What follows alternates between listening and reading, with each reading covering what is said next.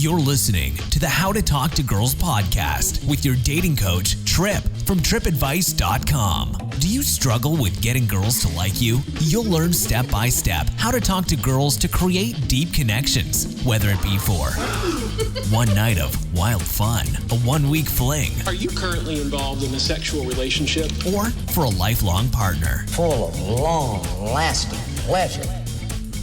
Here's your host, Trip.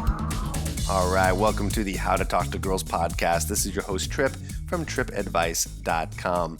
And it seems to be like sex month here because I've been interviewing a lot of sex experts and sexologists and people who have been studying sex for a very long time.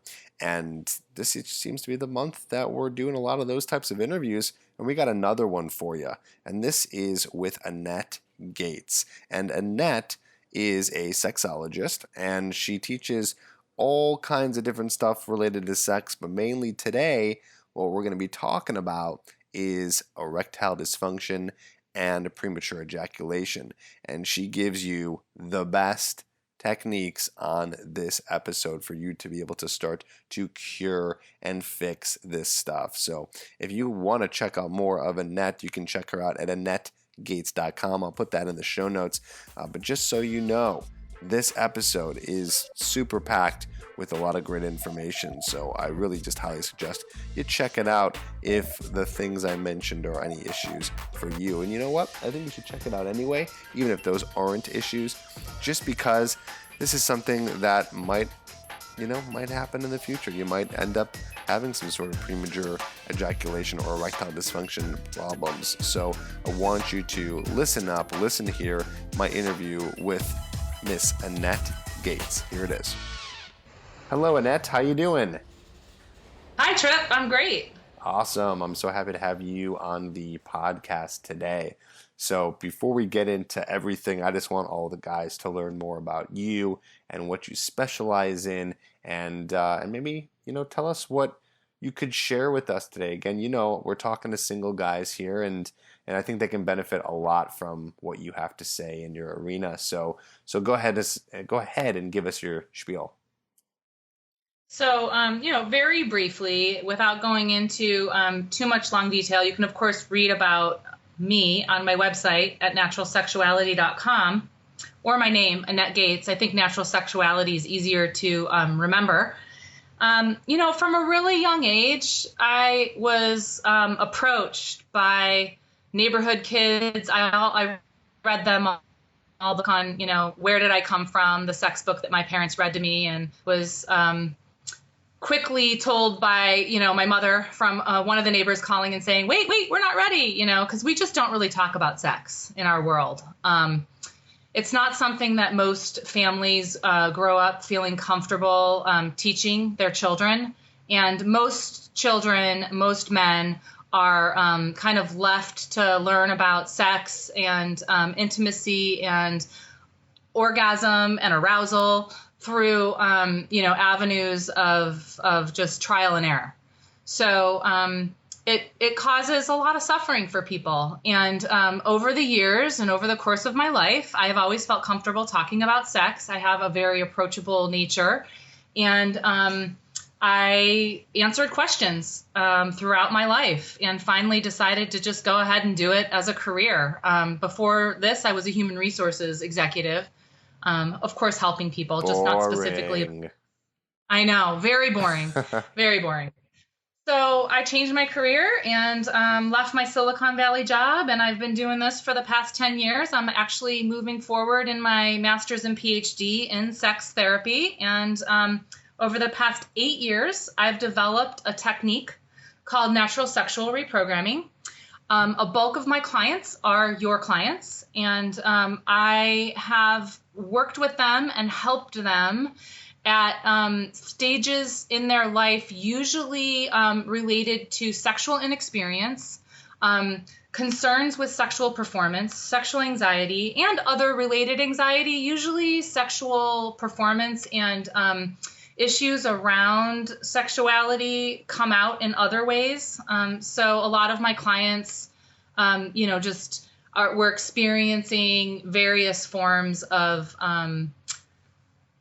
sexual dysfunction, diagnosed sexual dysfunction. I hate to call it dysfunction because it's really not. And I have been able to help them with my breathing techniques. And that would be probably one of the first things that I recommend is, of course, we all think breathe and we don't remember.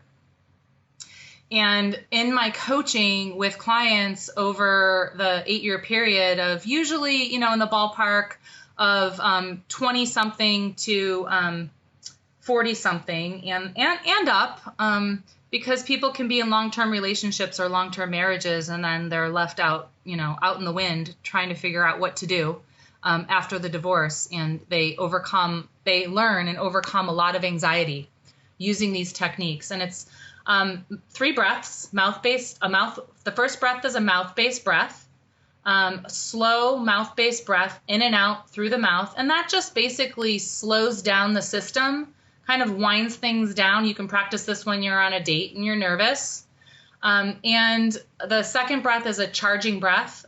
It's sipping air very quickly, kind of in and out through the mouth and filling the belly with air. And all of these are on my website, and I have a free starter practice. And the next breath is a circulation breath, and this is used to have more control once you get a general flow of the technique.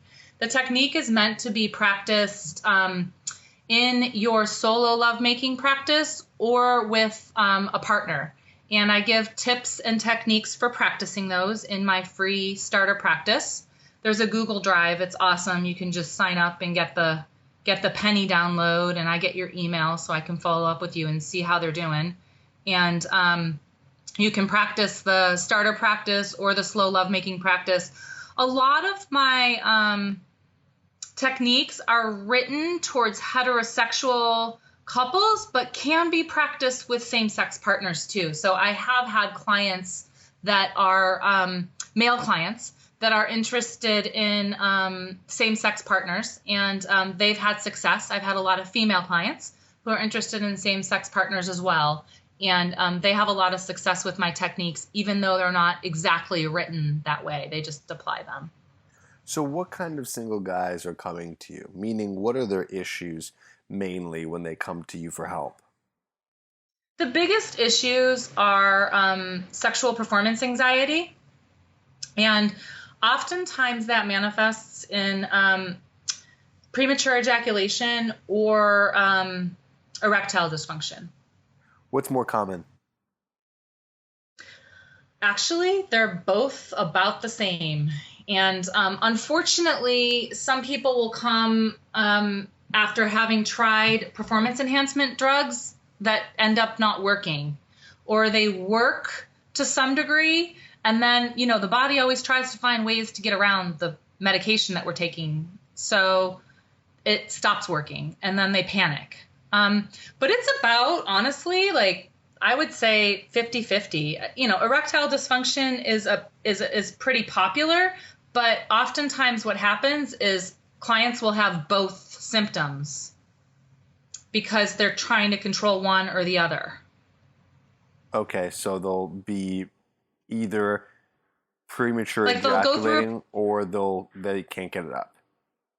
Yeah, they'll go through so it's like start and then shut down. Start and then shut down because they're afraid to ejaculate prematurely because, of course, obviously that's embarrassing. So they learn how to shut it down, and then the body really shuts down, as in doesn't maintain the erection. Isn't that funny that's embarrassing? I just thinking more about it, I'm like, that's so funny. Why? I mean, I understand why a guy would feel embarrassed, but it almost doesn't make sense. Why would you be embarrassed of that? Why do you think guys are embarrassed of that? Well, I think that, when you think about wanting to please a woman and the pleasure that she gets, there's a conditioning that the woman gets pleasure through having an erect penis inside of her. Mm-hmm. So there's this expectation that is there for the man thinks that that's what the expectation is. And some women do too. So there's these experiences that people have and they talk about it amongst each other, So there's experiences that people have where they think that that's what they need to do. When really, I think what we all want is deeper intimacy and kind of be able to relax together and enjoy each other and enjoy all the sensations. And with the beauty of the breath and the beauty of the breathing is it just slows things down just enough so you can get present and so that you can enjoy the pleasure longer.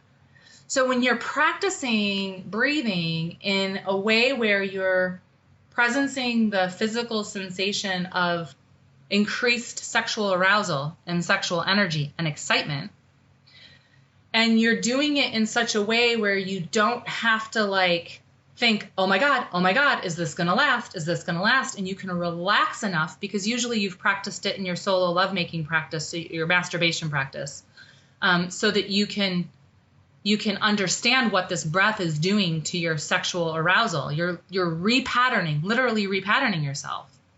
Then you can move into sexual excitement in a whole nother way with a date or with a partner when you're engaging sexually. And you're more relaxed because you're already able to let the breath like kind of be your driving force, and it's not the body and your erect or non-erect penis taking control. So then you can actually control the premature ejaculation, for instance, with the third breath, which is the circulation breath. It's breathing in through the nose and out through the mouth because you can relax into that. And you're like, oh, okay, I can feel this pleasure. I'm going to stay erect. I'm not going to prematurely ejaculate. And yeah, you might say like, well, I don't do that in my masturbation practice. It's only when I'm with a person. But trust me, if you practice this, your body will learn, just like you learn to ride a bike and drive a car or a race car or whatever, that your body learns how to adapt and it learns how to do it on its own when you practice something enough. But this isn't something men learn in sex education class. They don't learn, why not? Here's how, well, actually in many parts of Europe, they do learn this. But in the United States, they would probably have to take a university sex education class in undergrad, higher education, in order to learn this. And it's very unfortunate. Or if they went to like a Waldorf school or a different kind of school, then they might learn it. But it's sad. It's sad that we don't learn the basics of orgasm and arousal and how to work with our sexual energy so that we can enjoy it and give that same kind of pleasure to another. Because I think a man and a woman want nothing more than to give each other pleasure when they're connecting sexually. It's just embarrassing because they've never talked about it. It's been a big no-no. And some of their first sexual experiences are embarrassing because they don't know about it. They don't understand it. Right. So when a guy premature ejaculates, how many minutes are we talking about? What constitutes a premature ejaculation? Yeah, so that's another expectation. So a guy can know, like where he's at. So I can know where I'm at. Yeah. So I think for the most part, an average like sexual intercourse act lasts on average anywhere between like 6 and 10 minutes. Like, it can be pretty quick. You're saying for a regular premature? A regular, exactly. I know that seems really, really low, but like that's the typical like I've heard average. that before. Like the average amount of sex time is like 7 minutes or something like that. Yeah. 6 and 8 minutes. I would say probably like with my clients that have like a pretty normal sex life, and especially couples that I've worked with, and they're just wanting to deepen their intimacy and work through some of like these dysfunctions that we've been talking about, because we all get into patterns. Their norm is probably anywhere from 10 to 20 minutes to have like a kind of a nice lovemaking session. I try to get them to start slower and last longer. But the premature ejaculation time period, usually my clients are coming to me with anywhere between, like some people on the more severe side will ejaculate before penetration. Like they can't even penetrate. Wow. And yeah. And that's sad. Like, and sometimes that is based on like first experiences. It amazes me, Trip. And I'm actually getting ready to write a book. I'm hoping, I kind of have a timeline, and of course we know how timelines go, but I'm really hoping that I'll have it done by this time next year, so that it'll be like soon ready to roll into like self-publishing or publishing. But I'm going to write all about my technique and everything that I've learned over the past 8 years of working with clients. But the average for premature ejaculation, to give you the minutes, is anywhere between like 30 seconds to like people definitely wanting to last longer than 3 minutes. Okay, So got it. 30 seconds. Like 30 seconds to 3 minutes. And then, of course, the more severe, like I said, before even having penetration. Okay, that gives me a good idea then. And hopefully the guys listening, in terms of kind of where they're at on the scale, Yeah. And if they practice my circulation breath, inhaling through the nose really long and exhaling through the mouth, they can control their ejaculation. Like if they walk away from your podcast and that's the one thing they practice in their masturbation practice, just try to last long in your masturbation practice and do the circulation breath, and then try it out with a partner and see if it works. Isn't that called edging? Is that the term for that? Yeah. Maybe tell us a little bit about that and how that works and how guys can do that.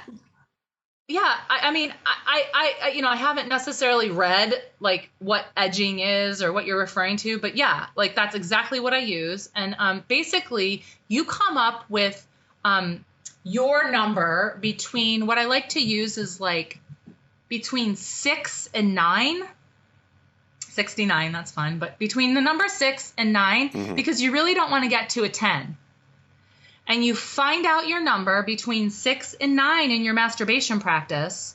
What do you mean? What do you mean 6 and? What do you mean? What do these numbers represent? So from 1 to 10, you figure like a 1, you're actually not aroused at all, and a 10 is ejaculation. Got it. So you go through your masturbation practice or your lovemaking practice, and you know that you're at a 1 because you're just like not even turned on at all. You try some breathing techniques. You breathe in, you're, doing whatever kind of touch that you're doing with your partner and with yourself. And you get to maybe a 4 or a 5. And you're kind of enjoying that. And you're like, okay, this feels pretty good. I like this 4 or 5. Stay in that 4 or 5. And then let yourself get up to a level of arousal or excitement that gets you into that 6, 7, 8 range. And then go back down to the 4 or the 5. So slow the breath down. Go back down to the 4 or the 5. And then let yourself come back up to the 6, 7, 8, or 9 for a little longer. Especially if you're suffering from premature ejaculation, what you want to do is when you get yourself up to that 7, 8, don't sabotage yourself. Don't go for the 9. Just go back down to 4 or 5 and enjoy. A lot of the guys want to go for that 9. Exactly. Just go back down and enjoy it, and let yourself and let your body, because what you're doing once again is you're programming the body with the breath to take control. And you're literally giving yourself more space in your nerves, like in your body, to feel the oxygenated blood of the sexual energy. This is the other thing that we don't learn in the science of sex, is, the amazing, invigorating life force energy that we're moving when we're having sex. Explain more about that. So when you get yourself into that zone and you're enjoying it and you're going back down to the 6 or the 7, you're actually like filling the body up with that life force energy. And it's basically oxygenating your blood a lot more and giving you a lot more energy so that you can enjoy that. And that can be actually kind of scary for some people. Why would it be scary? Well, I don't know what to do with this energy, and then just release it. Exactly. So I guess I just need to release it. I need to just let it go. Interesting. This is interesting. I never really heard it talked about this way. Yeah, I think you've quantified it, and so I think because you've done that, I don't know, maybe because I'm a guy, it's like easy to like now visualize everything you're talking about. Like when you say life force energy, I'm like, okay, that's like happening around like 9.5. Like that's where that's coming in, Right. So take it in and know. And I think also people tend to like think, oh, I can handle this, especially guys, men. Oh, I can handle this. This is great. And then it like kind of runs away with them. So the beauty of my couples too is that I encourage the woman to help her man slow that energy down. Because a woman needs more time. Period. She just needs more time. Mm-hmm. So it's important for her to slow that energy down when in a partnered lovemaking practice, so that she can help him last longer too. It's so unfair. Women don't have that issue. If they quote premature ejaculate or have a premature orgasm, they can just keep going. They can have another one, another one. Yeah. Well, the beauty of these breathing techniques is that men can have that too. Right. Men can have that feeling and that experience. And it's great. I have a video that's my pre-teaching before I did all these circles in the San Francisco Bay Area 3 times a month, where I would teach the breathing technique and lead people through a whole breathing audio presentation. My product actually has everything that I'm talking about here for men. It's my product for men, and it helps with premature ejaculation and erectile dysfunction. And I have, PDFs with an audio. It's a guided audio file, so it guides you in your masturbation practice with each breath, and then a combined audio with all of the breaths together, guiding you through a complete 20-minute experience. That's awesome. And where can guys find that exactly? On your website? Yeah, on my website, naturalsexuality.com. If they click on the men's page, they can find it through there. There's a link. And if they click on the under products, the pull down, it's a natural erectile dysfunction treatment link. Awesome. But for now, what kind of exercises, maybe we can just sum up here, like what are some of the exercises they can do, to start helping themselves with erectile dysfunction and premature ejaculation. So I'm going to see if I can sum it up to see what I've learned here. So you talk about what we called it edging, basically this way of controlling where you're at in the pleasure scale and being able to kind of quantify where you're at and then be able to move around that scale in such a way where you're not just going from 0 to 10. That's one thing. And then you talk about this idea of the 3 different types of breath, right? So in through your mouth really fast, and then through the circulatory one, which is through your nose and then out your mouth. So tell us more about that. How can they practice that? Like just any time when they're on in an Uber, on a train, on their way to work, or what? Yes, and yes. Like anytime on the train, in an Uber, and on the way to work.